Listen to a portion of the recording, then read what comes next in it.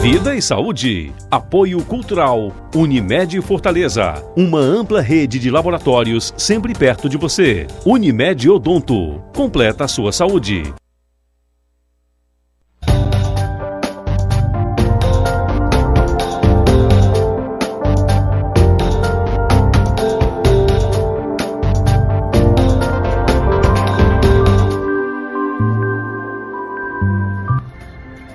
Cada vez mais tecnológico, as doenças chegam junto com as facilidades. O Vida e Saúde de hoje trata dos males dessa geração. Você já se enganou achando que o celular estava vibrando? Ou ficou desesperado numa viagem sem computador ou internet? Os perigos das doenças e transtornos causados pela tecnologia e a relação delas com os jovens. E como os pais e professores podem ajudar no uso moderado dos aparelhos eletrônicos e monitorar sem invadir a privacidade. E o hábito de acessar celulares e tablets de forma ágil e em qualquer situação tem trazido prejuízos à saúde. As mãos e a coluna são as áreas mais afetadas. Tudo isso e muito mais no Vida e Saúde que está começando.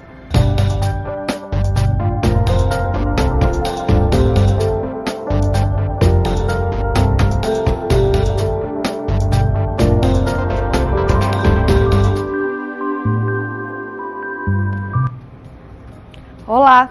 Qual o papel das famílias e principalmente dos pais quando o assunto é o monitoramento de crianças e adolescentes nas redes sociais e no uso de games? Veja na reportagem. São muitos os benefícios que a popularização da rede de computadores trouxe para a vida moderna, mas o uso excessivo da internet e redes sociais pode causar dependência. Passar muito tempo online, apresentar comportamento de intolerância em situações em que não se possa ficar conectado, deixar de participar de atividades do círculo social são os principais sintomas. Esta psiquiatra, que estuda o efeito das novas mídias em adolescentes, ressalta que os perigos também estão na hora de dosar a exposição nas redes. A exposição que ultimamente vem sendo muito comum de fotos sem roupa ou de fotos, de cunho mais sedutor, mais sexual.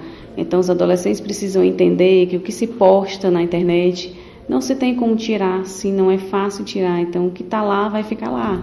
A dependência de videogames também está se tornando cada vez mais comum entre os jovens. Segundo esta outra psiquiatra, se aplicados de forma correta, os jogos eletrônicos podem trazer benefícios, como a melhora no desempenho no aprendizado, mas em excesso causam ansiedade, depressão e hiperatividade. Ela também destaca que, além das consequências sociais, existem prejuízos físicos. Lesões oculares, como irritações conjuntivais, a gente pode falar em lesões auriculares, como problemas de acuidade auditiva, a gente pode falar também na questão motora, principalmente nas lesões de repetição. A gente pode falar ainda nas alterações do sono, podemos falar em alterações do hábito alimentar. Essas crianças estão abandonando as quadras de esporte, as brincadeiras de bicicleta. Os games também despertam um sentimento de agressividade em alguns casos. Existem indícios muito evidentes de que há um desenvolvimento de um sentimento de agressividade e um sentido de hostilidade e de que a ideia que as crianças têm de que se resolvem conflitos de uma forma violenta. Os estudos já apontam isso. As duas especialistas concordam que, para evitar esses problemas, os pais devem ser mais presentes na vida virtual dos filhos. Eles precisam primeiro conhecer as tecnologias, conhecer os jogos, que tipo de jogos as crianças estão brincando, conhecer as redes sociais, conhecer os sites, saber como entra na internet, saber como configurar os perfis de uma forma mais privativa, entender que tipo de coisas desperta a curiosidade da criança, do seu filho em especial, colocar as máquinas, onde se tem acesso à internet, celular, computador, tablet, em locais que são visíveis para todo mundo. Há uma recomendação também que os pais sirvam de modelo para o uso desses equipamentos para as crianças, por exemplo, evitando esse uso abusivo, contínuo, constante. Então a gente precisa realmente orientar os pais que as crianças têm um limite para o uso dessas mídias digitais. E você, consegue se desgrudar do seu smartphone, o tablet? A psicanalista Camila Guimarães está aqui com a gente e conversa um pouco sobre essa nova cultura, né? Camila, tudo bem? Tudo ótimo. A gente está vivendo um novo momento, né? Com mais acesso à internet, para a população, até que às vezes não tinha uma condição antes de ter um celular com acesso, hoje está bem massificado, né? E de que forma que a psicanálise trata esse vício, de certa forma, que a gente tem observado hoje, junto à internet e o uso dessas novas tecnologias? Bom, o que a gente pode dizer é que hoje em dia a gente tem uma cultura muito forte da questão midiática, da utilização da mídia, seja ela sua ampla forma. E isso vem, não diria que necessariamente acontecendo um vício, depende muito do uso de cada um faz dessas tecnologias, pode ser altamente positivo e lhe dar um acesso tanto a informações que antes não seriam possíveis, como facilitar a comunicação e a interação entre as pessoas. A grande dificuldade que a gente observa hoje é que a gente está numa sociedade muito narcísica, muito preocupada com a imagem, e a mídia como um todo, ela vai fortalecer essa questão do incentivo à imagem e não se busca qualquer imagem, há muito essa construção idealizada da imagem. A imagem sempre dá uma ideia de um todo e aí você vai buscar aquele todo que melhor você quer mostrar para o outro, não necessariamente é o que condiz com a realidade.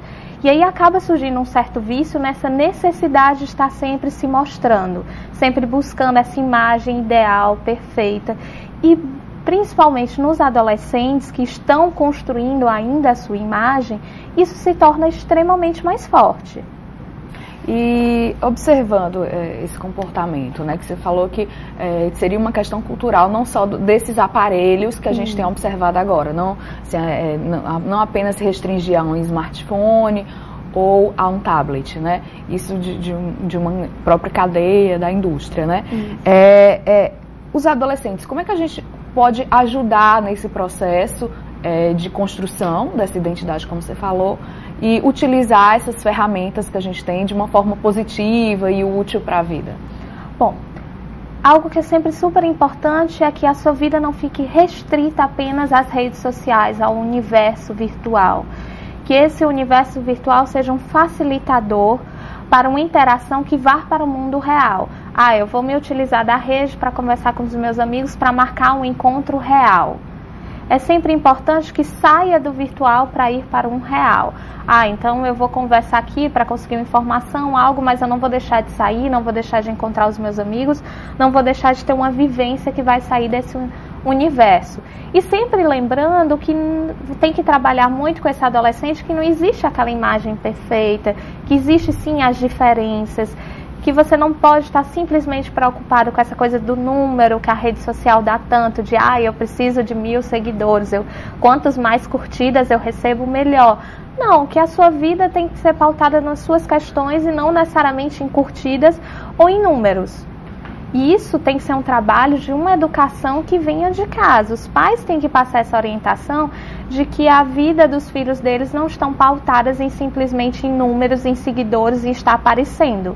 Não é aparecer que vem as questões fundamentais, mas sim do que é importante para ele. E que ele utilize a rede para colocar essas coisas que sejam importantes, para ele poder falar o que ele acha que é importante, divulgar o que ele acha interessante, ou compartilhar algo que ele goste e tudo, mas não naquele sentido simplesmente aparecer por aparecer, porque ele só existe se ele aparecer. Não, ele existe porque ele tem os valores, as questões dele, independente de quantas pessoas vão ver isso ou não. Não está vinculada essa existência a essa aparição na mídia, de precisar o tempo todo estar dizendo, estou indo num canto, estou agora num restaurante X, estou fazendo tal coisa, está o tempo todo dizendo o que está fazendo para poder firmar uma existência. Não, que ele existe para além daquele aparelho, isso é muito importante. E como é que a gente pode observar que esse uso, tanto do adulto, né, como do adolescente ou da criança, está caminhando para essa história perder um pouco o sentido, né? Tem como a gente observar, você falou aí,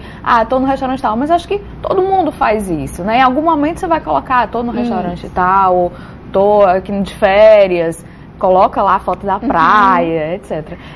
Quando é que isso chega a ser uma coisa preocupante? Quando você não passa dos limites. Como é que a gente pode pensar um limite? É quando você não consegue não fazer uma atividade sem avisar que está fazendo. Uma coisa você diz, estou nas férias, posto uma foto ou outra, vou no restaurante, aqui estou no restaurante. Outra coisa é eu colocar todos os passos do meu dia discriminados no meu status. Estou indo para o restaurante, estou indo para o trabalho, estou batendo foto aqui num ponto X das minhas férias, agora eu vou bater outra foto, eu tenho que colocar outra foto que eu bati, eu não posso guardar nenhuma num sentido privado. E eu deixo de observar as coisas bacanas que estão acontecendo na viagem, de vivenciá-las para estar batendo foto, postando e comentando. Então, quando você para de viver sua vida real para estar simplesmente no celular, eu acho que esse é o ponto que você começa a pensar. Realmente você está aproveitando a sua vida, você está vivenciando aquele compartilhar com o outro, ou já passou dos limites? Então, o meu filho tá nessa situação, né? Isso. O pai está observando às vezes porque a criança ela não vai ter essa percepção, o adolescente talvez não vai ter esse momento de consciência, né? Isso, de perceber esse limite, de ter essa crítica. É importante que os pais observem. Se o filho, ele passa o dia todo no celular, quantas horas ele faz, se ele está fazendo as outras atividades, ou ele está comprometendo os estudos, comprometendo uma saída, um passeio, por exemplo, um jantar na família, onde cada um fica no seu celular. Não é bacana, é melhor uma conversa olho no olho, né? Não tem como isso ser substituído. Então, observar, o meu filho está o tempo todo no celular. E se ele tiver, você explicar para o seu filho. O importante não é simplesmente, vou tomar o seu celular. Não é assim que as coisas funcionam. Só vai fazer com que ele tenha raiva de você, diga que você é o pior pai do mundo, lhe xingar de todos os nomes possíveis. Mas de negociar com ele. Meu filho, você está deixando de fazer tal coisa legal que você gosta. Vou incentivar outras atividades que ele vai ter que desligar o celular. E se chegar num ponto extremo, de fazer aquelas regras. Não é tomar completamente o celular, mas estipular, olha, a hora do estudo você tem que estudar, não dá para estudar com o celular na mão. Quando você for fazer tal coisa, você deixa o celular em casa. Então, estipular essas horas é muito importante. Pais têm que saber dar limites, não é exagerar neles, claro. Muito bem, a gente continua essa conversa aqui com a Camila depois do intervalo, a gente vai dar uma pausa no nosso papo agora e volta falando um pouco mais também sobre essa questão dos jovens, né, que a gente falando aqui parece fácil, mas não sei se na realidade é bem assim. A gente volta daqui a pouco.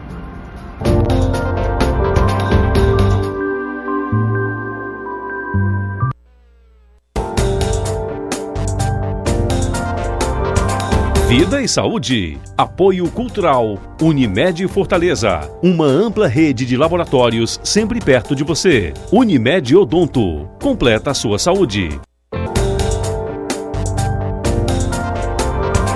Vida e Saúde. Apoio Cultural. Unimed Fortaleza. Uma ampla rede de laboratórios sempre perto de você. Unimed Odonto. Completa a sua saúde.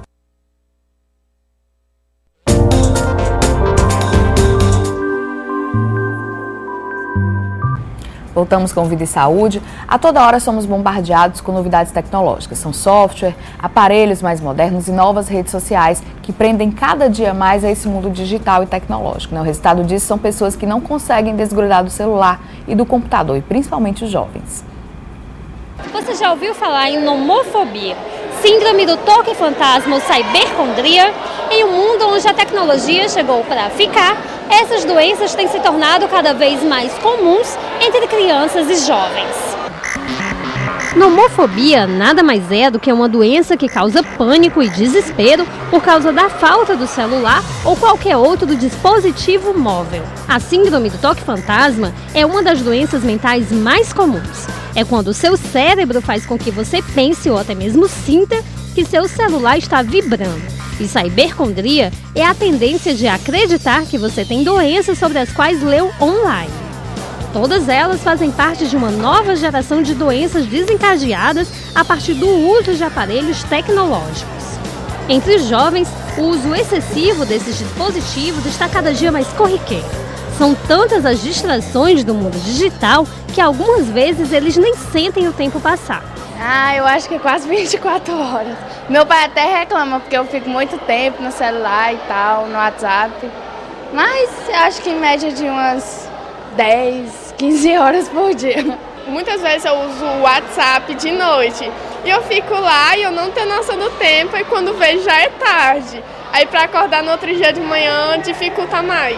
Eu esqueço de fazer às vezes muitas coisas que a minha mãe pede, porque eu tô no celular e eu esqueço, aí depois ela vai me lembrar e leva carão, né? Muitas vezes eu acordo logo de manhã cedo, já vou pro celular, porque parece que é um vício que você tem e todo dia ficar olhando, entendeu? Nem na sala de aula o aparelho é dispensado. É sempre lá, com o livro do lado e umas vezes mexendo no WhatsApp, de vez em quando. Na aula também, assim, de vez em quando, só vou olhar aqui o que está acontecendo? Na troca de professor, umas vezes eu só dou uma olhada, só para não me desconcentrar mesmo da aula. Sim, muitas vezes você vê aquele negócio vibrando e não consegue ficar sem olhar. Eu sempre dou uma olhadinha, mas não demoro muito tempo. E você acha que você faz uso exagerado dessas novas tecnologias? Acho, porque já me prejudiquei muito nesse ano por conta das notas, né? Porque eu esqueço de estudar. Muitas vezes eu esqueço de estudar, né? Você fica com aquele negócio, aí eu esqueço de estudar e eu diminui um pouco as notas, mas agora eu já estou maneirando um pouco. Para a psicóloga Cláudia Loyola, que trabalha em escolas desde 2008, o uso dos aparelhos tecnológicos são aliados importantes para a educação e socialização, mas reconhece que eles podem ser bastante prejudiciais também se não utilizados da maneira correta. Ela alerta que a dependência desses novos dispositivos estão começando cada dia mais cedo, ainda na primeira infância. O que pode causar uma certa dependência já na infância, né? Crianças que só conseguem dormir, por exemplo, se assistir o seu vídeo preferido, os joguinhos na internet, né? Ao mesmo tempo que geram uma certa tranquilidade para os pais, saber que a criança está ali segura, tranquila em casa, tem que ser monitorado, né? Que tipo de acesso elas têm, para não se tornar realmente uma dependência já na infância. Para que as doenças não causem mais danos para os jovens, é importante que os pais estejam atentos aos sintomas e procurem a ajuda de um profissional. Os filhos são mais espertos do que os pais em relação à tecnologia. Então o adulto ele tem que estar atento aos sinais de mudança de comportamento dos filhos, né? Comportamento que antes era passado assim despercebido, ele começa a chamar a atenção. Então é o momento de se aproximar, conversar com o filho, buscar a ajuda de profissionais, né, na área da psicologia. Bacana, a gente ouviu aí o depoimento das meninas bem sincero, então de parabéns. Elas falaram, uma falou, eu passo de 10 a 15 horas, né, usando. Existe algum tempo, assim, tem como a gente estipular o que é que, só olhando o tempo que a pessoa passa utilizando, que isso está errado? Primeiro, acho que não. Acho que é muito particular de pessoa para pessoa, da condição de cada um e que tipo de uso está sendo feito. Você tem que avaliar durante, por exemplo, esse período, se essa pessoa tem um tipo de trabalho que exige ela estar o tempo todo conectada na internet, checando e-mails, por exemplo, trocando conversas de trabalho, reuniões. Você tem que ver para que fim está sendo utilizado nessas horas. Porque algumas vezes são necessários, não dá para você retirar. Tem alguns tipos de profissionais que o trabalho é basicamente conectado na rede para que ele possa se efetivar. Sobre isso, eu estava conversando com um colega que trabalha dessa forma, ele falando que estar conectado durante o trabalho às vezes não dá vontade de ficar quando está no horário de lazer. Exatamente. Né? Interessante. E aí você tem que avaliar qual é a hora que realmente está sendo necessário aquele uso e qual é aquele horário que você está utilizando e está deixando de fazer outras coisas importantes da sua vida. Para eu poder calcular a hora, se está excessivo ou não, eu tenho que calcular esse tempo em que você deixa de fazer outras coisas que talvez fossem prioridade, que talvez fossem necessárias e importantes na sua vida para estar no celular. Se esse número for alto, aí eu posso dizer, realmente essas 5 horas para aquela pessoa está sendo demais. E talvez para uma outra pessoa 7 horas, 10 horas não seja tanto. Tem que fazer esse cálculo a partir desse tempo que está sendo prejudicial no seu dia a dia. Por exemplo, no caso dessa adolescente que fala que está dormindo tarde à noite porque está no celular, está interrompendo a aula para estar no celular, ela está deixando de fazer alguma atividade para estar no celular, essas horas são sim prejudiciais. E o celular, a gente, nos depoimentos observou também, eu também utilizo o celular para acessar o sistema da escola ou da faculdade, né? Num aparelho a gente tem tem tanto a parte, como você falou, né, que útil como a de lazer. Quando você está com o aparelho na mão, como é que se decide na hora de, tem ali um númerozinho vermelho no WhatsApp, vou olhar quanto... E você já mudou totalmente o foco do que ia fazer, às vezes era baixar alguma coisa importante, olhar algum e-mail de trabalho ou de estudo, né? Como é que consegue focar, assim? Será que a gente ainda está nessa educação para usar esse tipo de sistema? Eu acredito que estamos, sim, ainda na educação. Tudo isso é muito novo, não é uma coisa que a gente estava acostumado a ter, é algo cada vez mais está se apresentando no nosso dia a dia, mas que a gente não teve uma orientação sobre isso. Tanto é que se a gente observar o pessoal mais velho, eles têm uma tendência a passar menos tempo nesse tipo de tecnologia do que a gente pegar hoje em dia as crianças e adolescentes que já nascem embebidas dentro desse universo, totalmente tragadas por esse tipo de experiência e não tem muito outro tipo de experiências de lazer, de socialização separada do meio da mídia, do celular, do tablet, da rede social como um todo. Mas tudo é uma questão de disciplina. É uma questão de disciplina, de limitar, de você colocar na sua cabeça uma organização, a hora de estudo é a hora de estudo, a hora do lazer é a hora do lazer. De você, cada um vai ter a sua forma de se disciplinar, de se organizar, de separar seu tempo, que também não tem uma regra padrão, que eu possa chegar para você e dizer, vamos fazer aqui uma receitinha de bolo, tantas horas, agora você pode, agora você não pode, agora você faz isso, que você se controla, porque isso é muito particular de pessoa a pessoa, cada um vai ter sua forma de organização e disciplina diferenciada. Então não dá para a gente passar aquela orientação padrão para todo mundo, porque não funciona, não adianta. Então a gente tem que observar como é que é o dia a dia daquela pessoa, como é que ela funciona, o que faz com que ela perca mais a concentração, com que ela tenha mais concentração, para que ela vá se organizando. Sempre lembrando que é uma questão de arranjos de limite, de ver até que ponto está sendo benéfico e até que ponto está sendo prejudicial àquela pessoa, e a partir disso a gente faz essa disciplina, essa organização. E com relação à retirada, né? Você falou que proibir totalmente não é legal, né? Mas assim, retirar em algum horário, será que funciona? Não permitir que leve para a escola? Eu acho que antes de qualquer coisa, antes de simplesmente proibir que leve para a escola, tem que ser feito um trabalho de conscientização. Porque o simples proibir sem a conscientização não funciona, porque o adolescente vai levar escondido no bolso, dentro de uma meia, sei lá onde for, ele vai dar um jeito de burlar a regra e ir. Ele tem que ver o quanto para ele está sendo ruim estar durante aquele período tal com o celular. Eu acho que a proibição total é sempre muito complicada, mas estipular, por exemplo, só pode usar o celular durante o intervalo das aulas, durante o recreio, quando o professor estiver falando, não. Realmente prejudica muito essa coisa de estar com o celular com o professor falando. Então tem que ter um trabalho de conscientização para explicar o quanto prejudica na aprendizagem, o quanto, perguntar mesmo para o aluno, e aí, você acha que realmente você presta atenção igual? Questionar para ele, fazer ele mesmo te dizer, não, realmente, quando eu estou sem um celular eu funciono melhor. Aí quando ele te dá essa resposta, aí você firme. Então vamos fazer o seguinte, como você não está conseguindo se controlar, então você me dá o seu celular durante aquele período X, ou estudando em casa, ou durante a aula, e depois eu te devolvo. Mas um acordo feito com a própria pessoa, não ser uma lei simplesmente impositiva, porque essa não funciona, só gera uma agressividade de volta. E aí aqueles vários jeitinhos de burlar a regra, porque eu acho que ela é, vamos dizer, tirânica, ela é absurda, tá querendo me privar do meu direito de ser adolescente e estar no meu celular. Então fazer esses pequenos acordos que sejam a própria decisão do adolescente. Isso que é importante. Você limita, você retira sim, mas de uma forma que o próprio adolescente que te pediu isso. E aí depois você pode cobrar. Naquele sentido, você não disse que era para eu fazer? Estou só cumprindo o nosso acordo.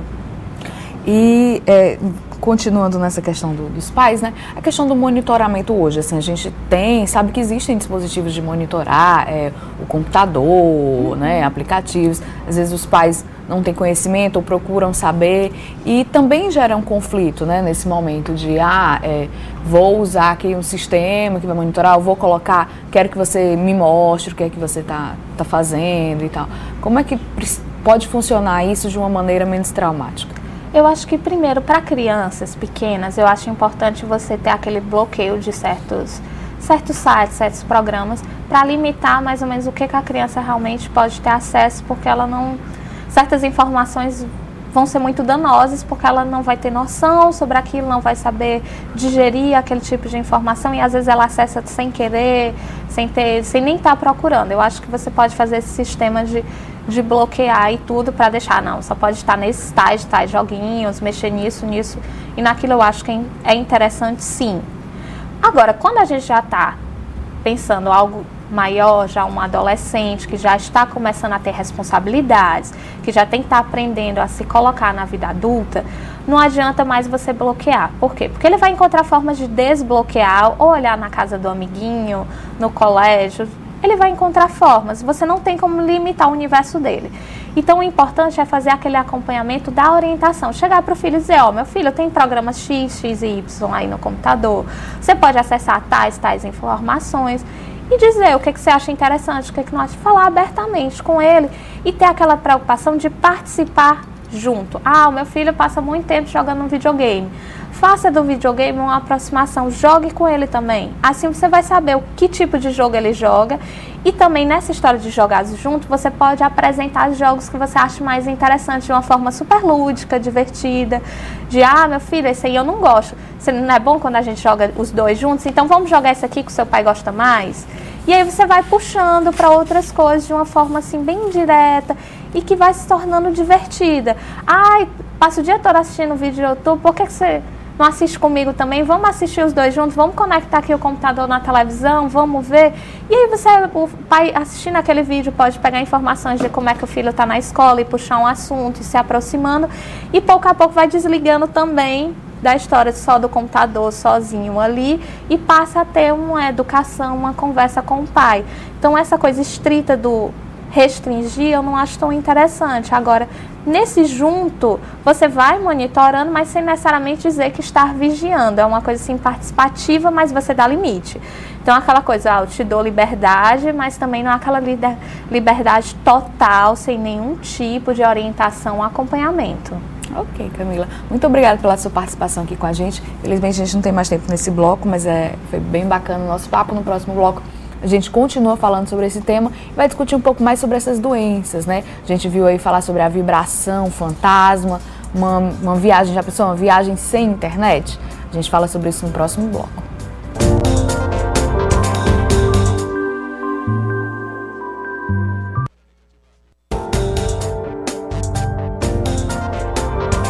Vida e Saúde. Apoio Cultural. Unimed Fortaleza. Uma ampla rede de laboratórios sempre perto de você. Unimed Odonto. Completa a sua saúde. Vida e Saúde. Apoio Cultural. Unimed Fortaleza. Uma ampla rede de laboratórios sempre perto de você. Unimed Odonto. Completa a sua saúde.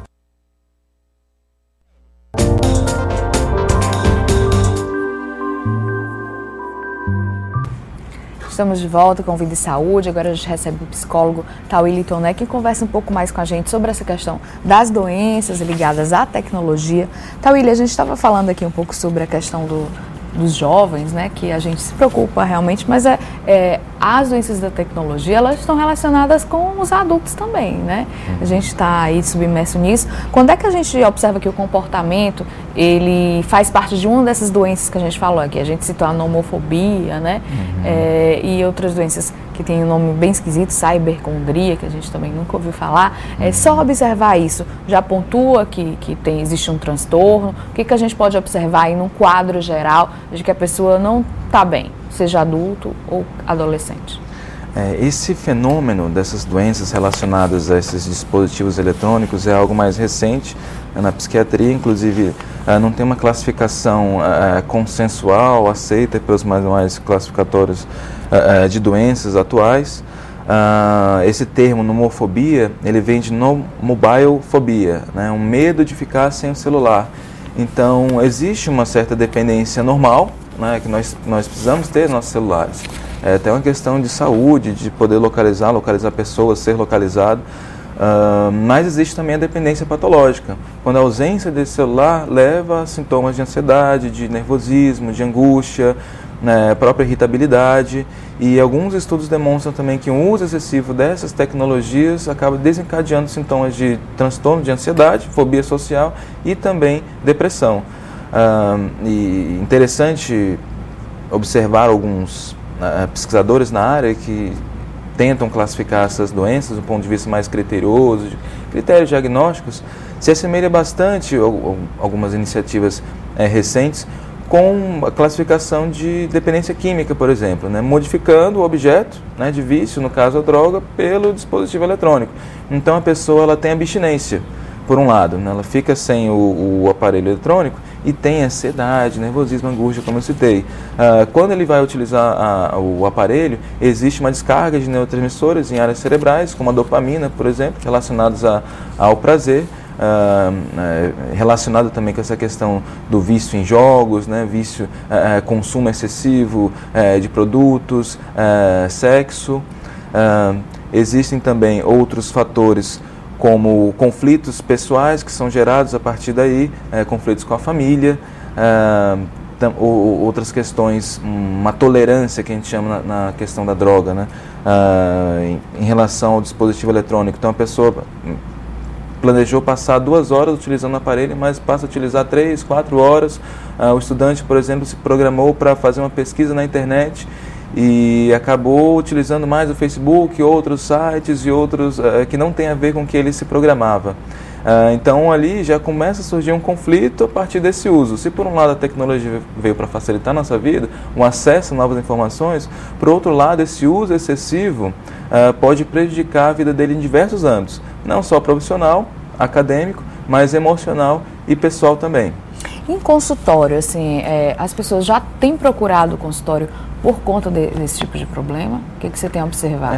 Existem, de alguns anos, né, poucos anos para cá, especialmente 5, 4 anos, no mundo inteiro, sendo fundadas clínicas para tratamento de pessoas viciadas em internet, em jogos eletrônicos, né, algo bastante recente aqui para o Brasil. Não conheço especificamente uma destinada a esse objetivo. No caso, são clínicas psiquiátricas e outros tipos de dependência que lidam com isso.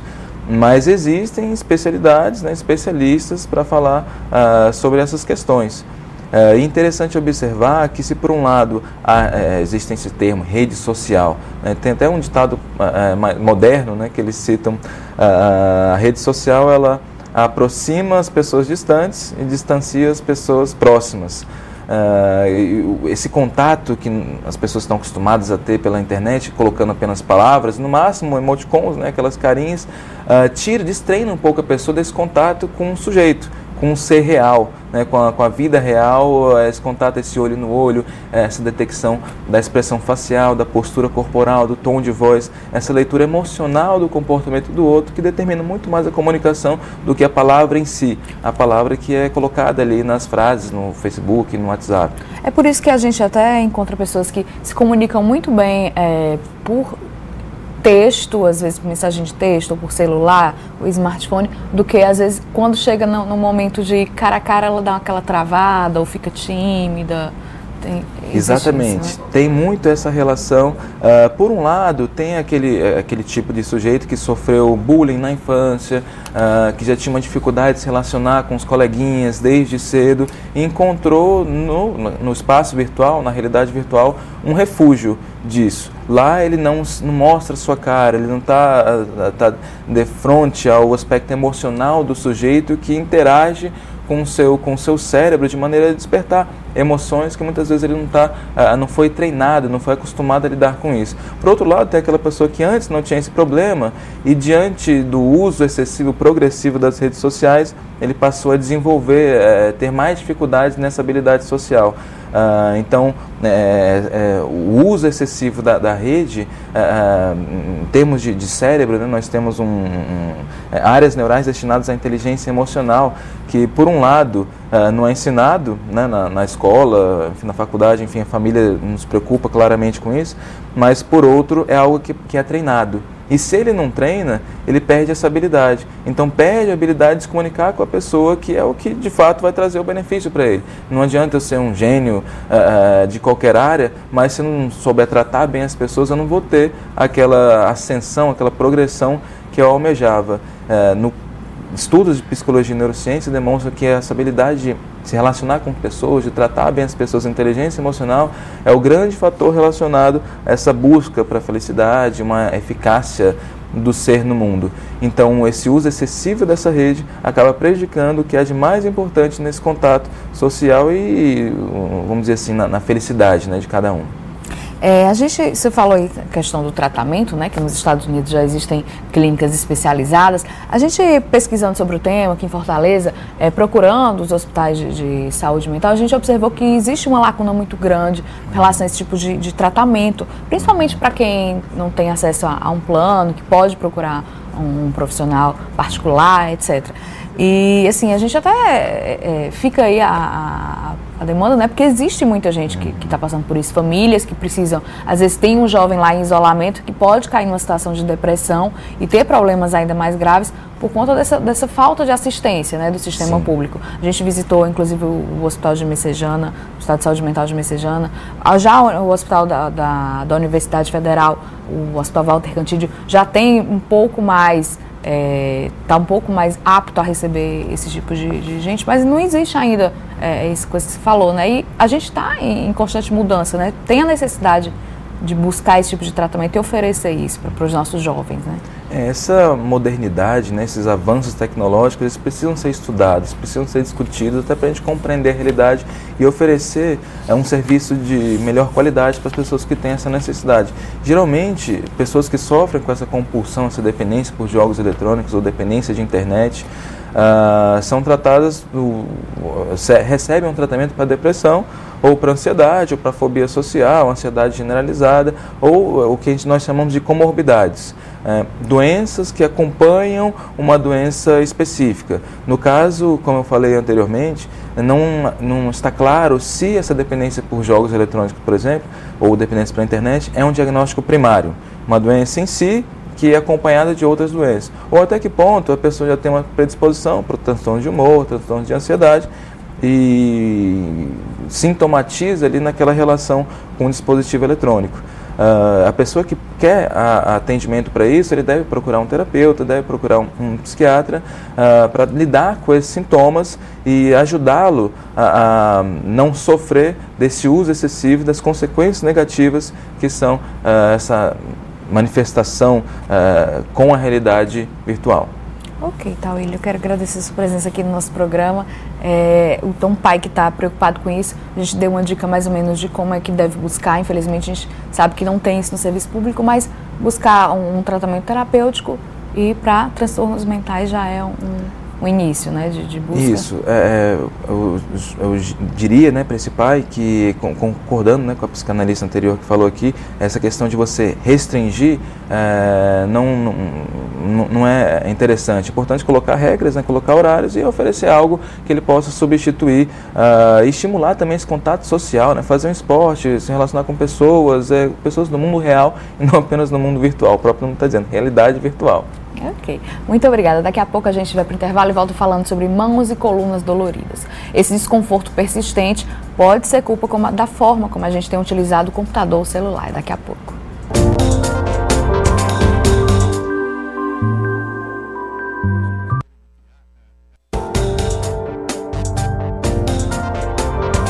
Vida e Saúde. Apoio Cultural. Unimed Fortaleza. Uma ampla rede de laboratórios sempre perto de você. Unimed Odonto. Completa a sua saúde. Vida e Saúde. Apoio Cultural. Unimed Fortaleza. Uma ampla rede de laboratórios sempre perto de você. Unimed Odonto. Completa a sua saúde.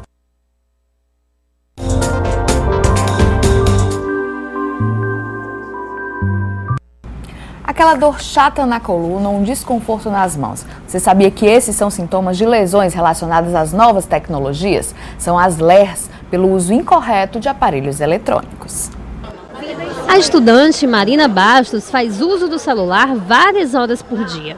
Com o tempo, já começou a sentir alguns incômodos devido ao uso excessivo e má postura na utilização desses aparelhos. Eu sinto muito incômodo nas minhas mãos, no meu dedo. Às vezes eu tenho que parar, espero um pouco, volto a digitar. Mas Marina não é a única a sentir os efeitos dessas novas tecnologias no corpo. Entre os jovens, o uso exagerado está cada dia mais comum. Computador eu uso menos, mas o celular, né, o tempo todo, assim. Tanto para pesquisa como para, assim, todo um negócio de internet, eu estou sempre no celular. Computador, dores na coluna por conta da postura e dores no polegar por conta da digitação no teclado do celular, do computador, essas coisas. Às vezes me dá um cansaço, assim uma dor nas costas, às vezes eu dou só uma dormida, assim. Passar muito tempo usando smartphones ou na frente do computador pode causar prejuízos para o organismo e provocar várias doenças. A professora e fisioterapeuta Cristina Brasil explica que as diversas lesões por esforço repetitivo, as famosas LERs, têm causado danos nos usuários que utilizam essas tecnologias. As principais doenças, elas agridem, sobretudo, os membros superiores, né, as mãos das pessoas e, em especial, os dedos. Um dos dedos mais atingidos é o polegar, porque ele é um dedo muito especializado na mão, né, inclusive nos diferencia dos primatas, né, diferencia entre primatas e seres humanos também. Então, como ele é um dedo mais ágil, né, ele é muito utilizado. Então, são agredidos os membros superiores, nas mãos, também, muitas vezes, os cotovelos e os ombros. E, claro, não podemos deixar de falar também da coluna cervical. Nos jovens em formação, as consequências podem ser ainda mais sérias. O que nos preocupa ainda mais são as gerações futuras, né, que já estão sendo pré-candidatas às lesões. E se a gente não tomar uma providência muito rápida, né, de tratar com medidas de prevenção esses problemas de saúde, nós vamos ter pessoas mais jovens com problemas de pessoas idosas, né? Ou seja, o caso das artroses que afetam o entremeio das articulações.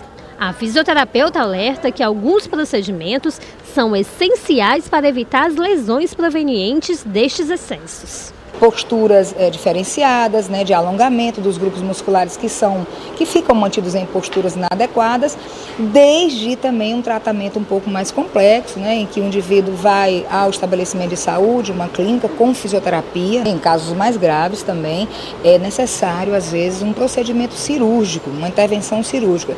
E que muitas vezes, né, se a pessoa continua fazendo uso dessa tecnologia, pode comprometer o sucesso da cirurgia também. E o profissional de educação física, Paulo Nicásio, é quem nos ensina a se adequar às novas tecnologias com saúde, né? Professor Paulo, tudo bem? Tudo bem, bom dia. A gente trouxe aqui, né, claro que tinha que estar presentes um tablet e um smartphone, o professor também está com dele, para demonstrar como é que, assim, normalmente, qual é a postura inadequada que a gente tem quando utiliza esses equipamentos? Hoje em dia desses equipamentos mais modernos, a tendência é o quê? Fica com ele em cima das pernas, com os ombros projetados à frente, a cabeça à frente flexionada, causando assim uma sobrecarga no seu corpo e tirando toda a anatomia estrutural dela. Repete, professor, a posição só para a gente mostrar. Então, normalmente o indivíduo fica enrolado grosseiramente. Então, aqui eu já tenho sobrecarga na minha coluna cervical, nos meus ombros projetados à frente. A limitação, eu fico restrito, sem percas de movimento. O ser humano foi feito para se movimentar e ter gama ampla. Então, cada vez que eu me restringo mais deficiências querei ter. Então, o ideal... Mais tempo, acometendo mais os LERs devido aos abusivos e com limitações. Então, o ideal, projeta seu corpo atrás, os ombros, elevando o peitoral, tentando manter o máximo possível, ereto, mantendo a curvatura da coluna. Os pés, de modo que você fique flexionados, o joelho alinhado com a coluna, não acima, quando muitas vezes indivíduos, principalmente no meu caso, eu passo por um banco, sentar, a tendência é não ser projetado para a minha estrutura, então meu joelho fica elevado. Isso eu já perco a curvatura do meu quadril e já forço minha coluna. Então, hoje em dia, uma das doenças modernas é ocasionar por excessivo trabalho, computador, ficar horas sentado. Então, esses pequenos cuidados fazem diferença. Isso, o ideal, lógico, seria ter uma mesa, né, uma cadeira que a gente colocasse, né? Mas hoje, com essa facilidade, a gente está acessando o tempo inteiro em cadeiras totalmente deitado, né? Ou em várias posições, né? A gente tem essa liberdade agora de acesso. Antes era preso por um fio, você ficava lá só naquele local. Hoje não, né? A gente tem isso vem mal do mundo moderno. Cada vez mais está havendo, foi até comentado uma vez, que a doença do mundo moderno vai ser o sedentarismo. Cada vez mais com esses implementos modernos, você vai diminuindo a sua gama de mobilidade. Então vai diminuir o seu gasto calórico, vai diminuindo a sua eficiência motora. Então, quando está correlacionado a isso, é bom você ter que separar. A cada 50 minutos que você está em atividade, seja estudando, você separa 10 minutos para se alongar, se movimentar. Melhora a parte circulatória, movimento, a mobilidade, o alongamento, que venha diminuir essas tensões relacionadas a uma postura. E o celular, né? O celular, ele já seria um espaço bem menor de utilização, né? A gente está aqui com um aparelho. Isso restringe ainda mais a questão do polegar, né? Que a gente normalmente sente aquela dorzinha no polegar quando passa muito tempo realizando um movimento que é, como a fisioterapeuta falou, bem especializado, né, gente? E quem tem facilidade de teclar, nos jovens, a gente fica impressionado, né? Com a rapidez Os caras estão ficando já cada vez expert. Agora, o ideal é ter a consciência disso. Você educar, separar momentos para usar ele. Hoje está sendo exacerbado o uso do celular. Então, você podendo utilizar um tempo para resolver coisas rápidas, ser mais eficiente, ele está ficando uma perca de tempo. Então, como utilizar ele mais para melhorar o meu ganho de tempo no dia a dia, ou melhorar uma conversa, eu fico, às vezes, perdendo tempo nele. E na hora da prática da atividade física, é comum a gente ver nas academias hoje, ou seja, até nos espaços ao ar livre, a pessoa está ali fazendo atividade, mas está teclando, está tirando foto. Está mais um momento de interação introspectiva. Isso atrapalha um pouco? Isso atrapalha, às vezes, sim. Porque a pessoa perde o foco, seja no estudo, seja no que for atividade. Se você está no momento para si, tenta separar aquele momento, seja uns 30 minutos. 30 minutos de atividades diárias em exercício físico é o suficiente para manter uma boa qualidade de vida. Agora, quando você perde esses 30 minutos, ainda leva um aparelho, você acaba atrapalhando e perdendo aqueles 30 minutos que serem voltados para si.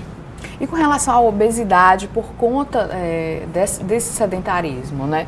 A gente vê cada vez mais essa quantidade enorme de horas, né, que a gente perde. A gente teve o depoimento ali da adolescente que falou de 10 a 15 horas utilizando os aparelhos. Isso cria uma geração de mais pessoas obesas? Cria. Na Organização da Saúde, é uma classificação que fica, se uma pessoa é sedentária ou não, é de um gasto de 2.200 calorias semanais. Então, uma classificação, se você não consegue gastar 2.200 numa semana, você já é classificado como um indivíduo sedentário.